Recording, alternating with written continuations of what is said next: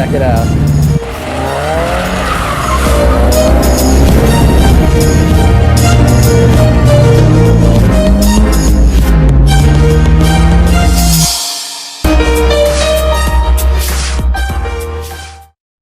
What's up everybody, SuperDuperX fan here for another weekly update, number 31 on this Friday. So, what's new with the BRZ? Well, nothing really new with mine, but there is some BRZ news out there that I've just started hearing about here in the past few days. And that is that the 2014 BRZs are arriving. And these 2014 BRZs, like I mentioned, many weeks ago, they were supposed to have the new knee padding, and they were supposed to have new badges, and they were also supposed to have the upgraded AHA radio head unit system. And it sounds like Subaru changed their mind, and the only thing that the 2014 BRZs have that's actually new is the AHA radio system. But I mean, it's still the same head unit, just slightly different software. But badges are the same, and there's no knee pads. So for that extra $100 for a 2014 BRZ, all you're getting is the AHA radio, which I think is pretty useless anyway. So that's why a lot of people were saying, should I wait for a 2014 or get a 13? I said, wait, just get a 13. Don't bother waiting, because they're probably not going to change much. The car is still selling really well, and Subaru is happy with it the way it is. So there was no reason to wait for any changes, and it looks like even the changes they promised aren't coming. So that's a little bit of a disappointment, especially I know several of you actually have 2014 BRZs on order, or you were waiting to get a 14, and it looks like you're really not going to get much for waiting, which sucks. But yeah, so that's it as far as the BRZ news is concerned. I also want to say thank you to you guys for all your support on the Cadillac CTS V review. That was awesome. I always appreciate all your support, more than you know, really. So one other quick little thing I want to mention is I've been talking to some people over the past few days, and they had no idea that I started a second channel, and I talked about it probably 5 weekly updates ago or something, how I was starting this second channel, which is a vintage car fan, and I'll put a link up here so you can check it out if you haven't already, or if you happen to miss one of the weekly update videos where I announced that. It's just all classic cars, mostly American stuff, and it's just, I love classic cars, and so I decided to just do a basic channel for now that just kind of features some of my favorite classic cars that I run across here at classic car shows. So yeah, if you haven't checked that out yet, check it out, and yeah, you can kind of see, I give some narration in the videos as to why I like these cars. So if you're curious as to why I like classic cars, definitely check out the channel and watch some of the videos, and you'll see just why I think they're so cool. So yeah, I'll send it back to me at the news desk for this week's news. Right, so for this week's news, first thing I want to talk about is BMW is saying that they're rethinking all-wheel drive M cars. So you know how they're so competitive with Audi and Mercedes, and so Mercedes is making tons of E63 AMGs with all-wheel drive, and apparently it's like a large majority of owners want the all-wheel drive, and so BMW's like, well, maybe we should do that too. So yeah, apparently they're trying to join the bandwagon here. I think it's a cool idea, though. I think it'd be great to give people the option between all-wheel drive and rear-wheel drive. I think all-wheel drive M5s and stuff like that would be really sick. I mean, because they're already just monsters as it is, and that's with rear-wheel drive, which sometimes has a little bit of trouble putting the power down. All-wheel drive versions of these cars would be even more insane. So yeah, go for it, BMW. Another BMW news thing is that they're considering a hardcore M4 to celebrate 100 years of being around. And so I find that kind of surprising, though, considering the M4 isn't even out yet, and they're already making a hardcore version. I mean, they did the M3 GTS, but that was after that car had been around for 4 or 5 years already. So I think it's a little early for them to be doing a hardcore model, but hey, I'm not going to complain. Go for it, BMW, once again. Sounds good to me. So another interesting bit of news here is that SRT says that the Viper isn't selling very well.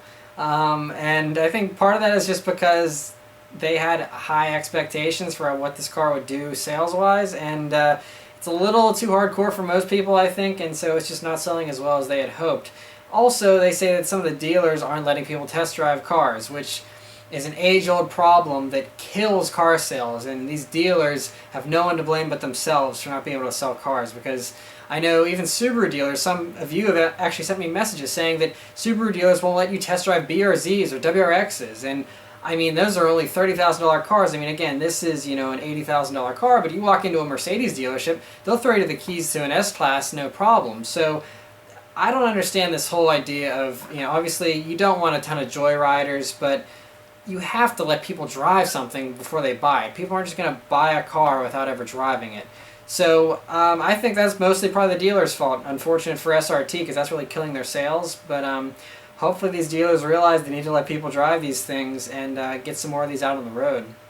Speaking of Mercedes, they decided they're moving ahead with the S-Class Coupe and a convertible version, which is amazing because, you know, the concept just debuted a few weeks ago, and it looks like, you know, they're just going to go for it, which is awesome because that's a beautiful looking car. The new S-Class is phenomenal, and so just to have a coupe and a convertible version is great. So that'll be exciting to see. Apparently it'll be coming out pretty soon here, early next year for the coupe, and convertible maybe next summer. So that's going to be awesome. Can't wait to see the production versions of those.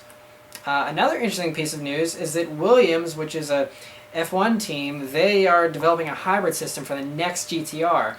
And that's just encouraging news just because they mentioned the next GTR. The GTR is another car that isn't selling well, and so there was rumors that they wouldn't even make a new GTR. And so the fact that they're going to go ahead and they're doing these hybrid systems and investing tons of money in a brand new R36 GTR is sweet, really, really sweet. I mean, and they're saying, you know, obviously this hybrid system is going to have cares and all that kind of stuff, so look for the overboost kind of functions you see on the McLaren P1 and the Ferrari, LaFerrari, and all those kind of cars. Guarantee you're going to see a lot of that technology in this car. So that's really exciting news. I mean, just whenever you thought the GTR couldn't blow your mind anymore, guarantee you put some electric motors in that car and still keep it at a reasonable weight.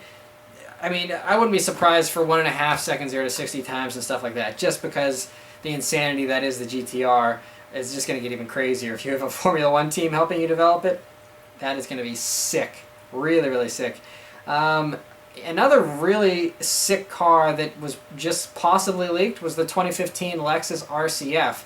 Now, I showed you guys spy shots of that many, many weeks ago, and thanks to World Car Fans for posting up a picture from one of these Japanese magazines. I don't know if this is a confirmed picture of it, but they posted up 2 pictures of it that are either very good renders or the real thing. And very interesting looks on these cars. Very in your face, very aggressive, but most people think it looks uglier than sin. And I'm in the camp that thinks it's definitely something that would have to grow on me for sure. It might look better in person. It definitely looks mean, but it's just, it's a pretty aggressive design. A little bit too aggressive, I think.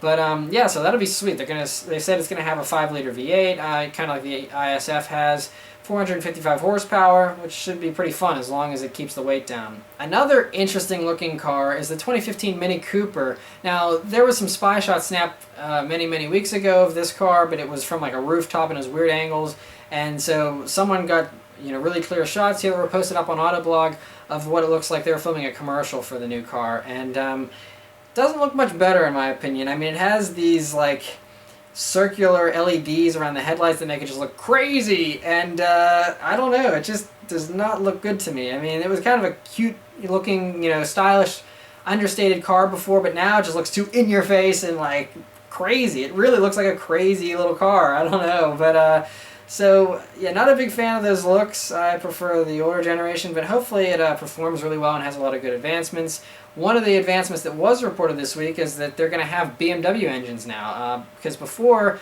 the current generation Mini Cooper now has an engine out of a Peugeot, and they had an engine out of something else in the previous generation. I can't remember what, but so these ones are going to have the twin power turbo motors that are BMW developed, and so the base car is going to come with a 1.5-liter 3-cylinder engine, which has a turbo, and it's going to do like 134 horsepower. And the Cooper S is going to have a 2-liter 4-cylinder turbo motor that's going to do 189 horsepower, which to me is disappointing. I mean, the Mini Cooper S has been below 200 horsepower for the longest time. I mean, I'm hoping the new car is more lightweight, and so it makes it faster, even though it has about the same horsepower. And these are turbo motors, so they're easy to modify, and you can get a John Cooper Works, I know, but still, like, I was hoping, I mean, it's 2014, you know, get a little over 200 horsepower maybe, that'd be fun.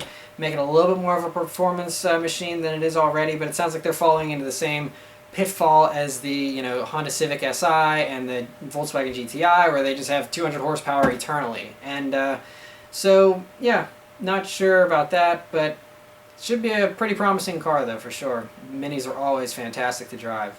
So yeah, that's it for all the news this week, guys. So send it back to me in the car for the acceleration. So yeah, I'll leave you guys with a nice little acceleration here, like I always do.